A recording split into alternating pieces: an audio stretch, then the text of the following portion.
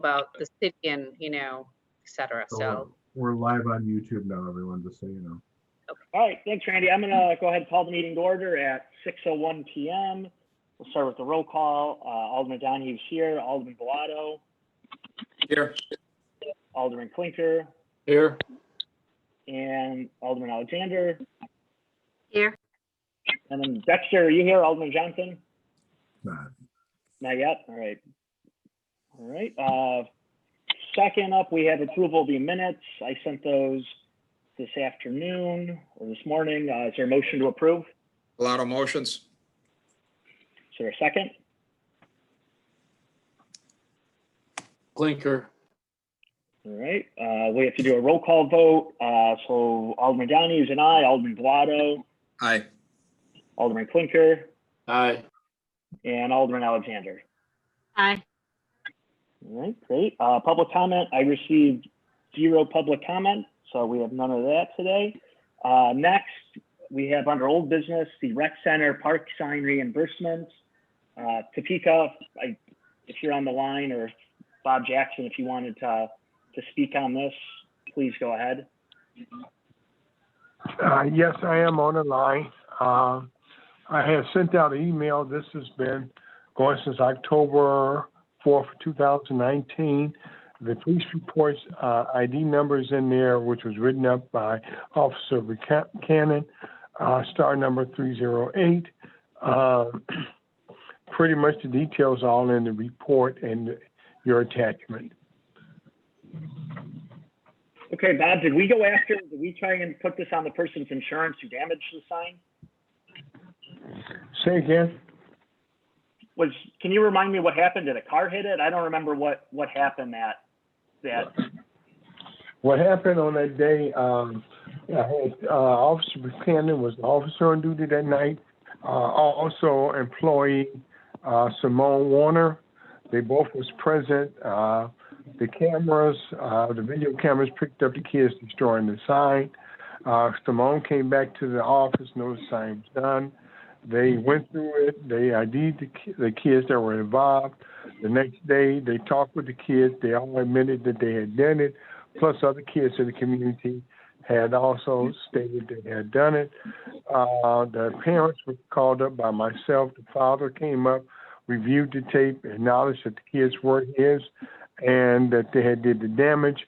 Officer Buchanan told him that he would have to come in and get the police report and that the damages would be charged to him. Mike at the time stated that the damage would be charged to the resident, the children's father who did the damage. Okay, so what approval do you need from us? Did we get reimbursed for this yet? No, we have not, and I have not had the approval to be able to get a PO to have to start the process. So maybe Carrie, would this be something where the legal department would send a letter on behalf of the city to get our money back? I just don't recall what we do in cases like this. We can request it. What was the amount? I'm sorry. The amount, total amount was $890 for the replacement of the sign. And you said the father agreed to pay it. Did you say that, or did I mishear you, or not hear you correctly? From my understanding, the father was made aware that he would be charged for the sign. Okay. Was an invoice or anything submitted to the father? No, nothing is done because we haven't had approval to move forward to have the sign replaced and erected to build them. Oh, okay. So we can send a letter to the family or to the father and mother and request that they reimburse the city. Whether that will happen or not remains to be seen. The city could file a small claim, given the nature of the court system these days, though it may take a while, but I'll be glad to prepare a short letter and submit it to them. So does if you can send me an invoice, or excuse me, an estimate of the cost that you have. If you send that to me, then I can attach that to the letter itself, okay? Okay, that's fine. So does that mean that we have approval to move forward and get a PO? Well, I was. I got a hold on, question. Bob. I got a. Welcome. This Nick. is Alderman Johnson. Welcome. Hold on, Dexter. Okay. So that's it, Bob. You're looking just for approval to get the sign rebuilt. Yes. Okay. Sorry. Go ahead. Bilotto makes the motion. Bilotto makes the motion. All right. Hold on. I got a question. Go ahead, Dex. I've seen the pictures. Do we still have the sign? Because from the pictures, it looks like the sign just need to be erected back on a post. We probably need new posts.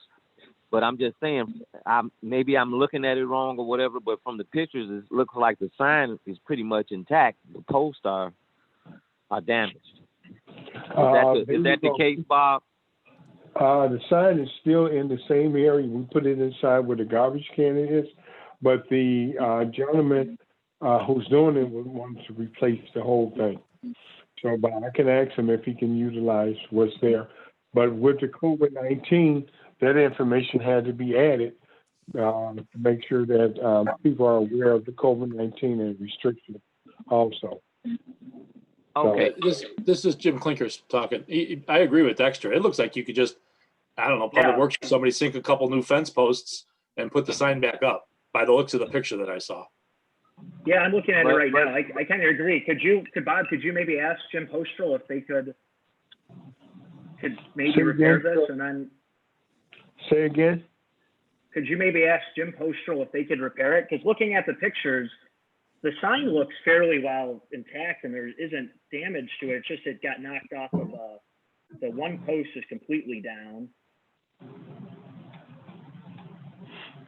Whatever you request, no problem.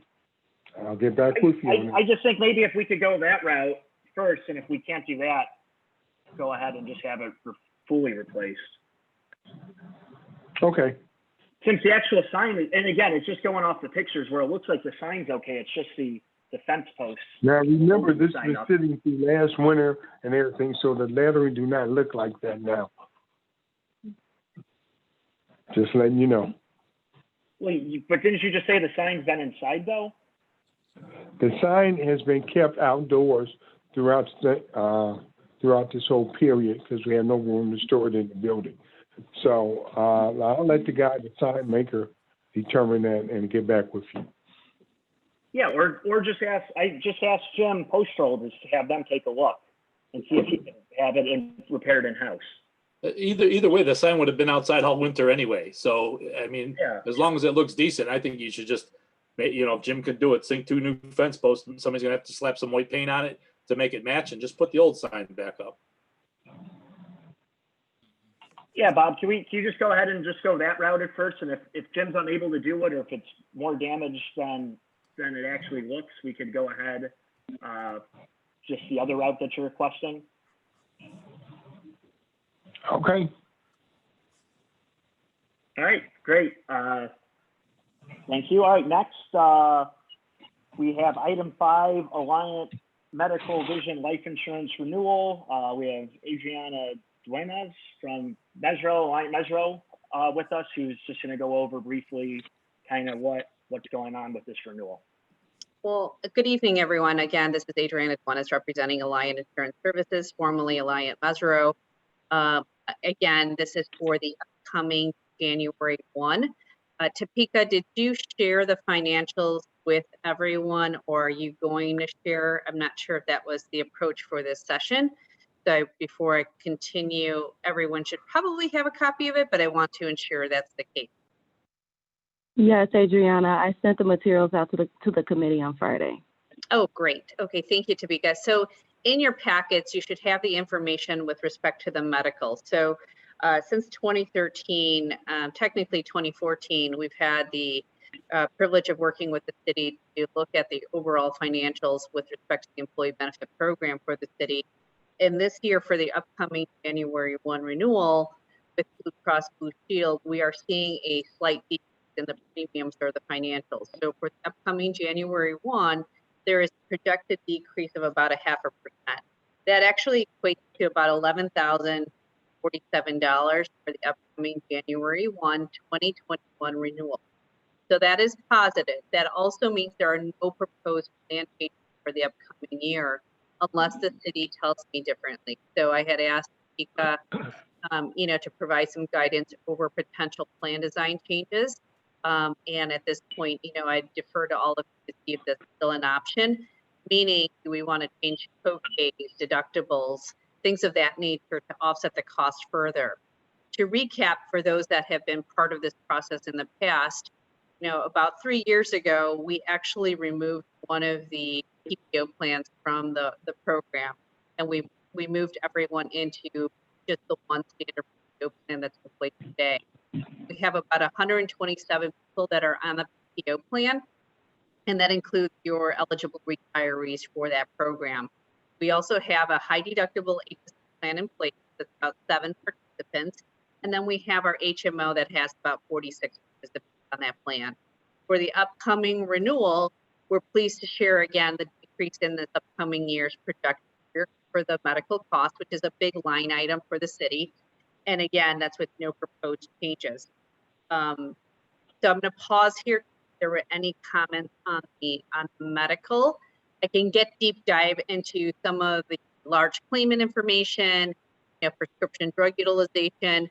But again, what I see positive of the city and the utilization is that, again, we have a very good participation of folks utilizing medications. The large claimants, some have been recurring year to year. We can't really do much about that. But again, there's still an active dependent or covered employee of your population. And, I can go further on the medical and the analytics if you would like me to. So I'm going to pause here. If there are any questions on the medical before I jump into dental and then life insurance as well. All right, great. Thank you for that. Are there any questions? Yeah, this is Alderman. Medical?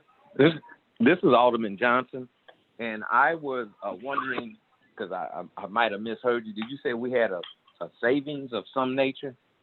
Yeah, you're actually, for the upcoming year, Mr. Johnson, there is a reduction in the overall premium for the year for the city that equates to an annual decrease in your rates of $11,047 for the upcoming 2021 year.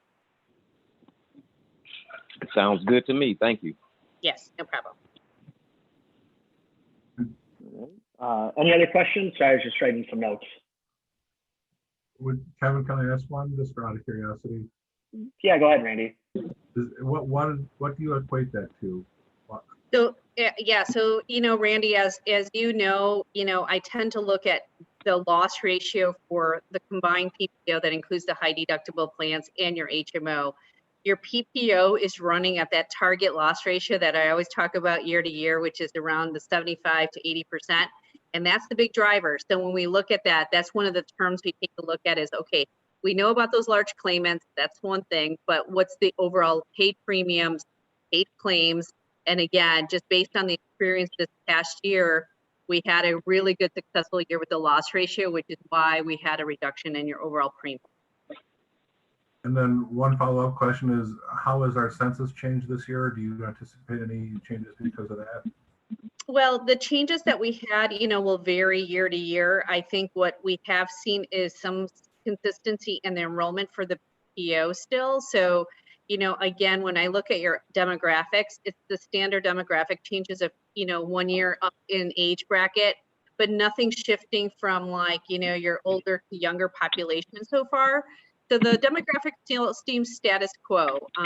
So the demographics, not too much of a deterrent over, year to year so far, but we do see again, when we look at your overall retiree population, we have, 38 people on the PPO, and on the HMO, we don't have any Medicare primary. So everyone seems to be still on the PPO for those eligible retirees.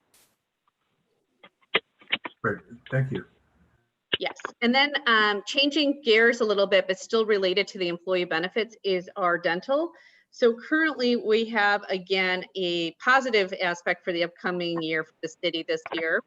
So again, there is no change in the premiums for the dental, but there is an option for the city to make a decision. One of the options is to lock in our rates for a 2-year premium, a 2-year rate guarantee, pardon me, so keeping the premium the same for 2 years, or receiving a 1-month credit.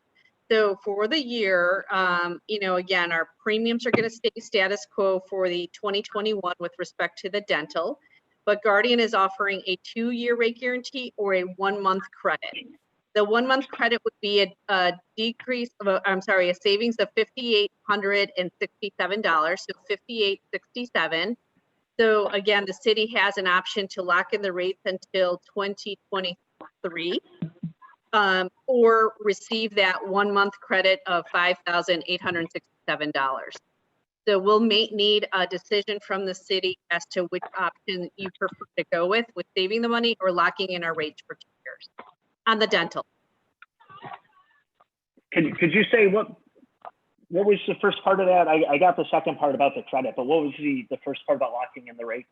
So right now, the first option would be to take a 12, again, lock in our rates with no change for 2 years, Kevin. So that means that your rate for, the per employee per month, tiers would not change for a 2-year time frame. And that's just dental. That's just dental. And in case we did ask the question for the medical and we were not, that was rejected, but we always want to ask. Sure. All right. Are there any questions regarding that? Alderman Or any Donahue. thoughts about what we should do regarding those two options there? Alderman Donahue, Bilotto here. I'd recommend locking in the rate for 2 years. Yeah, This is Alderman. Oh yeah, go ahead, Alderman Johnson.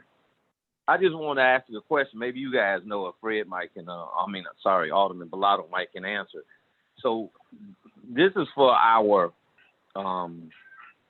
contractual employees, this dental. That's my question. And will it exceed their contract? You know what I'm trying to say? Or is it right in the parameters of the contract? Yeah, Dex, I believe this is for all employees regardless of bargaining unit. And yeah, this is Jim Klinker, and employees pay 100% of dental themselves, 100% of the premium. So there is no city, Dexter, there is no portion that the city pays. Okay, it's just a question, but I'm like with Fred, it's a savings and we can lock it in for 2 years. But I just didn't want us to be, having to argue with Ken and them about their benefits. That's all. Yeah, that makes sense. I think the thing is that a lot of our clients have looked at this offering. It's same as, Mr. Bilotto mentioned with locking the rates in for 2 years, because even if it's, employee money or employer monies, they don't want to change in the premiums for those, for those that are under dental. So, typically the preference has been to lock it in for 2 years. All right. So I think this consensus of this committee is locking it in for the 2 years. Was there anything else you had regarding? I know we did the medical, the dental. And then the last piece, pardon me, would be the life insurance. That's with also with Guardian. That one is asking for a slight. I'm sorry, with Dearborn. It's not with Guardian. That one is asking for a slight increase of 9%, which it equals up to $985 annually. It's for all full-time eligible employees. Again, they receive a flat $50,000 in life benefit. We are waiting for a Guardian option to, again, offer as an alternative to the former Dearborn/Blue Cross. We don't have that data yet.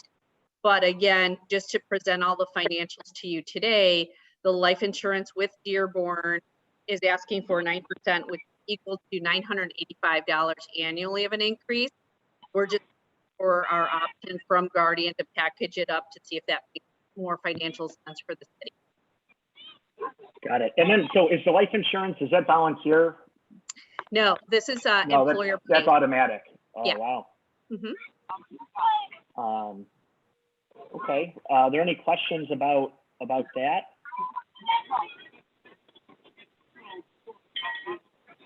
No, all right. I guess I just have two random questions. So how does the vision work for the city? I don't know, I might have asked this in the past, but is that a separate, like, so like for me for work, I pay $5 separate to IMED. Yes. But does Blue Cross just cover, or is it the same thing for the No, city? they're separate carriers. So give me 1 second so that I could pull it up. My apologies, I wasn't ready for that particular line item, but I can certainly pull it up. Give me 1 second here.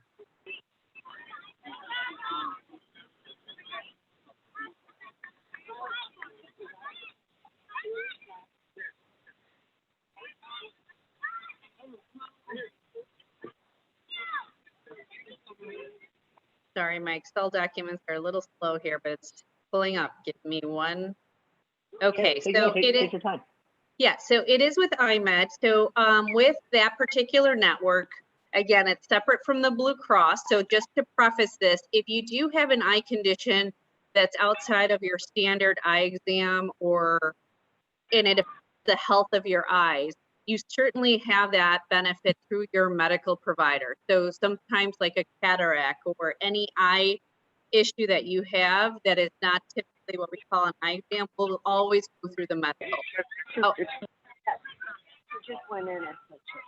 So just as a side note, the IMED piece is to cover your exam after a $10 copay. Your frames are up to a $130 allowance, and then you have a discount of 20% above and beyond that. And then your lenses are covered at $25 copay for any standard plastic lenses that include single, bifocal, or trifocal lenses. And then again, you receive the benefit for your exam and your lenses every year and your frames every 2 years. And then again, it touches outside of like the big IMED network, which is like Lens Crafters, Pearls, Targets of the world. There's a lot of independent providers as well. And then again, this is voluntary. So that means that $6.50 a month that you mentioned is again, employee dollars. And then it just goes up based on, you know, the tier. So those particular plans and those rates are under rate guarantee and they don't set to expire for the city until 2023. Great. All right. Thank you for that. Then I have one more question. So I know we're still Blue Cross. Yep. Have we looked at switching to like Aetna or other providers? Because so again, we went through it at work last year and I was really worried about it. And I've just been super impressed with Aetna. User friendly. Yeah. I think better coverage, a lot easier to use, a lot easier to manage through Blue Cross. So have we looked at options of getting out of the Blue Cross? So I did that. So that was one of the things that I wanted to make sure I had some indication as well, Kevin, from your team, because again, I wanted to present where the renewal was this year.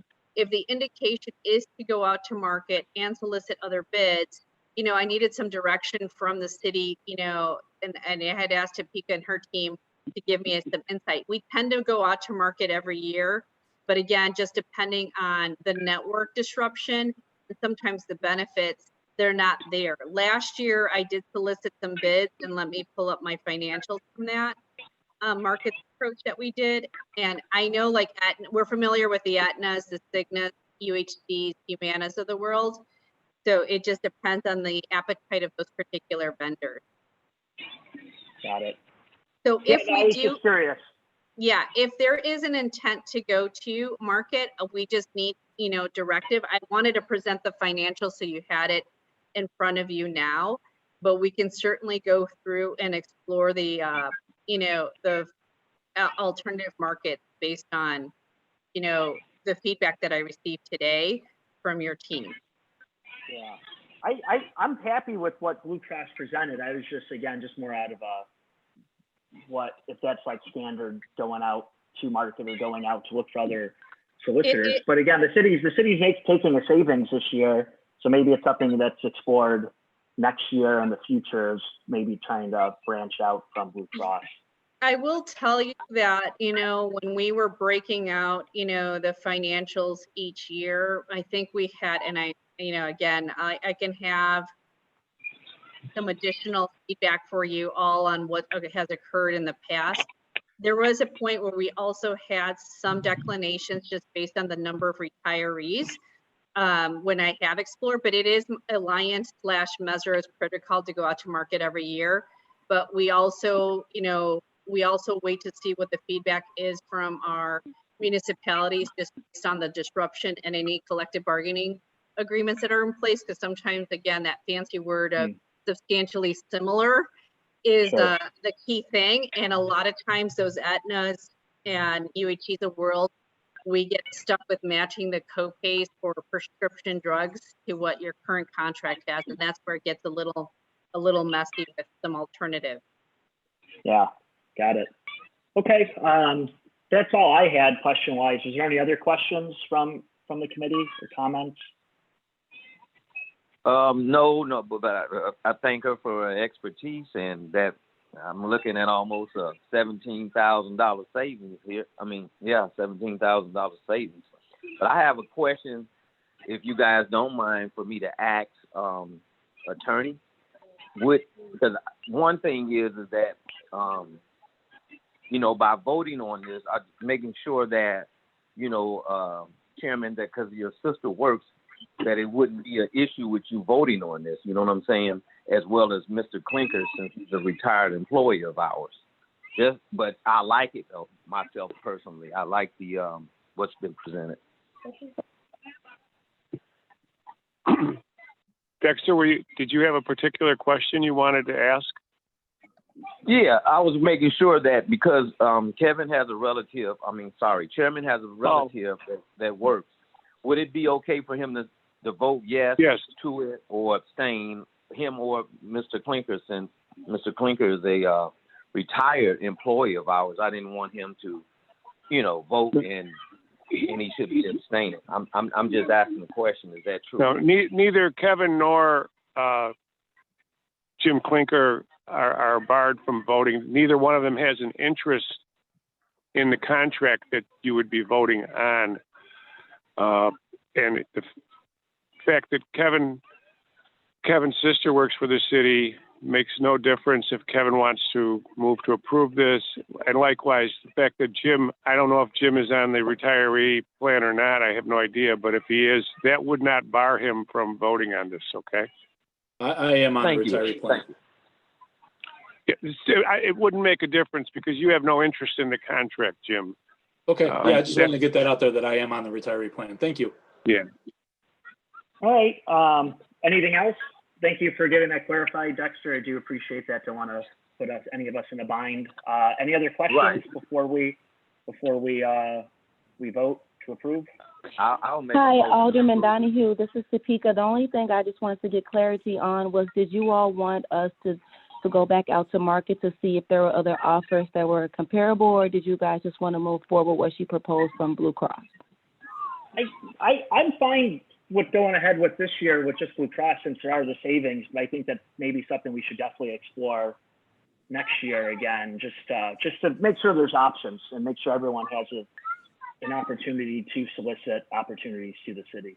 Yeah, and Kevin, that's noted, and we will certainly make that, again, that it's part of our protocol. I think why we didn't, when I was looking at the financials just a few minutes ago last year, we had proposed about 6 different options. So I'll have to pull up some of my historicals so that you could see what we did last year, on actually 5 different options, including the negotiated renewal, because there was indication to reduce the plan design further. But again, I will certainly make a note for next year so that, again, if there's any additional items that we need to look at, including outside of Blue Cross, please note that that's part of our process, but we usually will wait to hear from the city or our client as to what direction we want to do. We still have ample time to do so, but again, for this year, the recommendation is to stay as is. We will make a note, and then again, next year, we'll explore all the options out there. Great. Yeah, so I'm fine with status quo again, because we are seeing a savings and it is still very quality health insurance. So I'm fine, again, just waiting possibly till next year to explore other options. Great. Topeka. All right. Thank you. Seeing if there's nothing else, thank you, Adriana, for all that. Did you have anything to close with, or?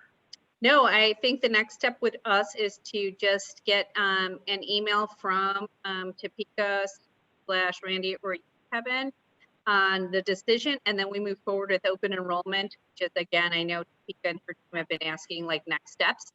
This year will be a little different, just given the fact that, you know, some of our communications will be done virtually for the staff. But again, we have our process in place so that we'll deliver, again, the standard documents that we've been used to, plus our virtual communications, just given the pandemic that's in place right now. Right.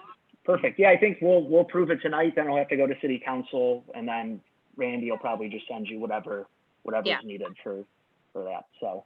Great. All right. Is there a motion to approve item number 5? Motion by Johnson. Second by Johnson. All right. I heard Alderman Bilotto with the motion, Alderman Johnson with the second. We have to do a roll call vote. So Alderman Donahue is an aye. Alderman Bilotto. Aye. Alderman Klinker. Aye. Alderman Alexander. Aye. And Alderman Johnson.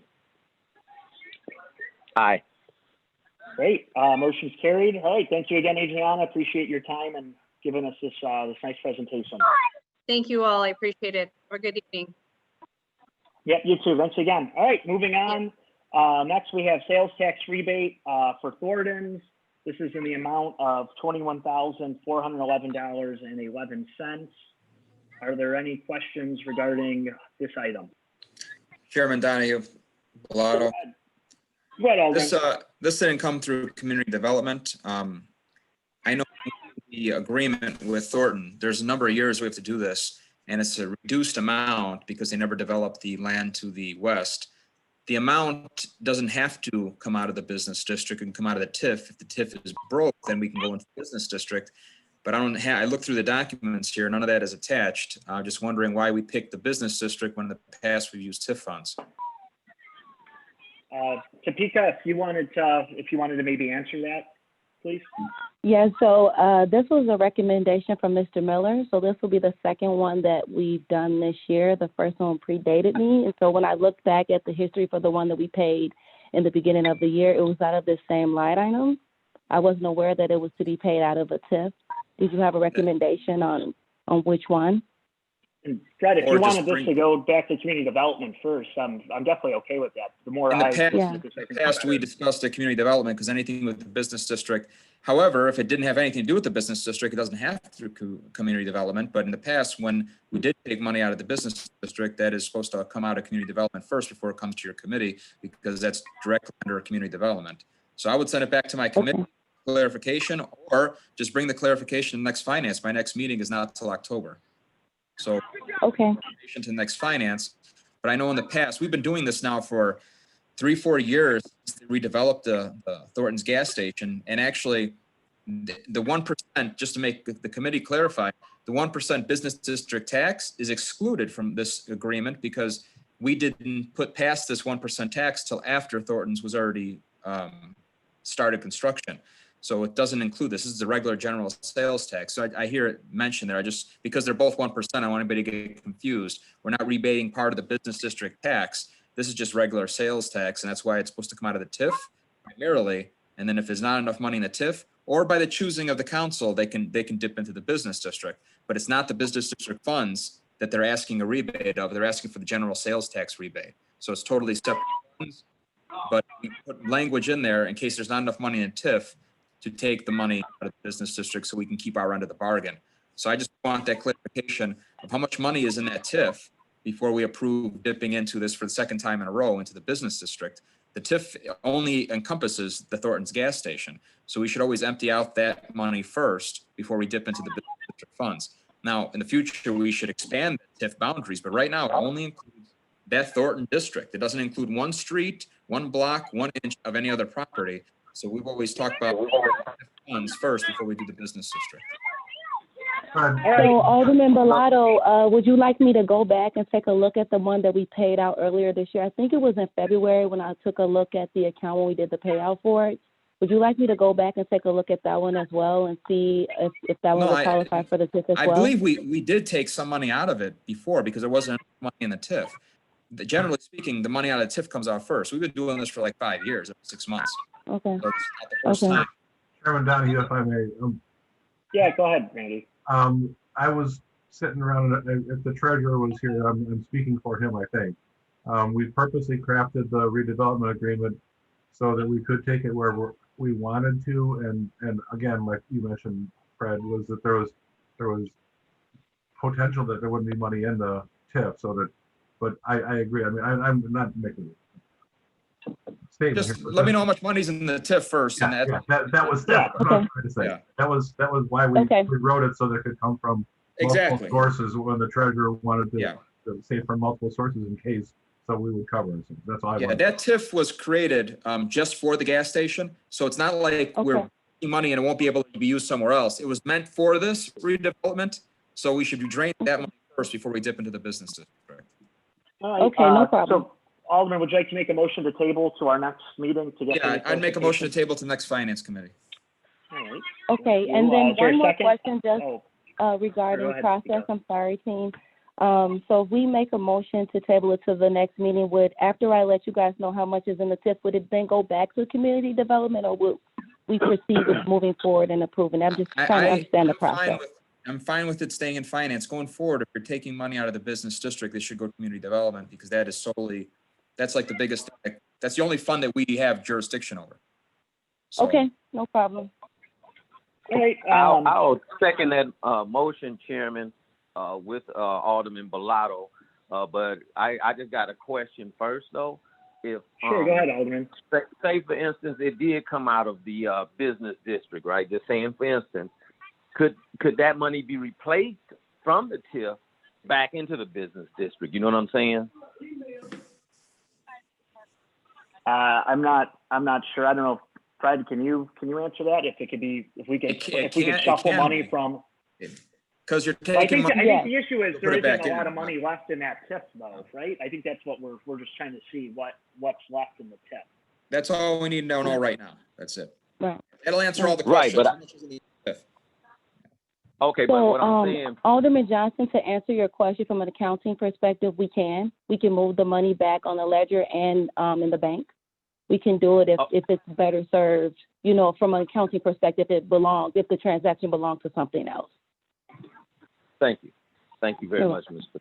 Topeka. All right. Thank you all for that. We had a motion by Alderman Bilotto, second by Alderman Johnson to table this to our next Finance Committee meeting to get further clarification. We'll be doing a roll call vote. Alderman Donahue's an aye. Alderman Bilotto. Aye.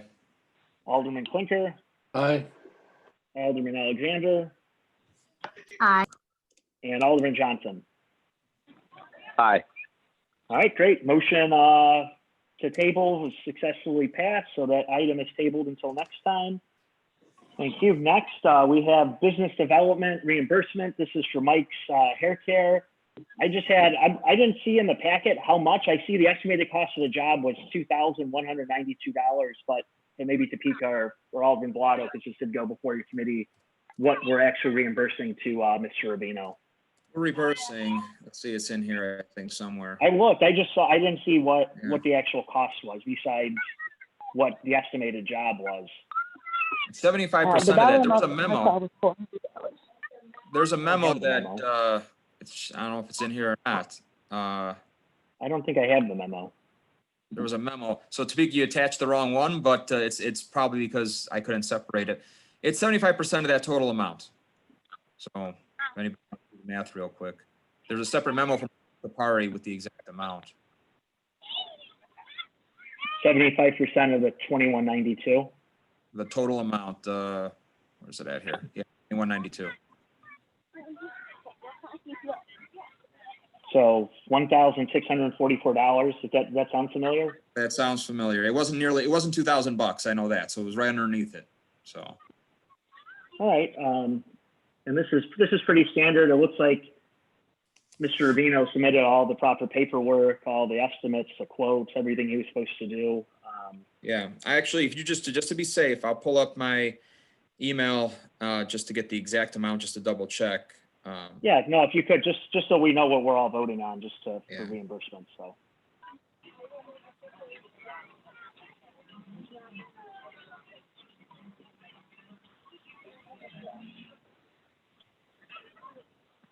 There's been a lot of emails between me and Ahmed recently, so.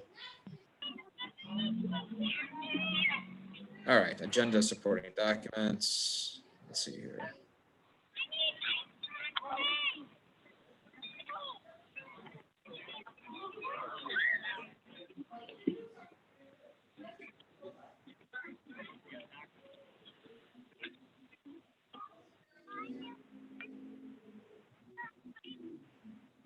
Come on.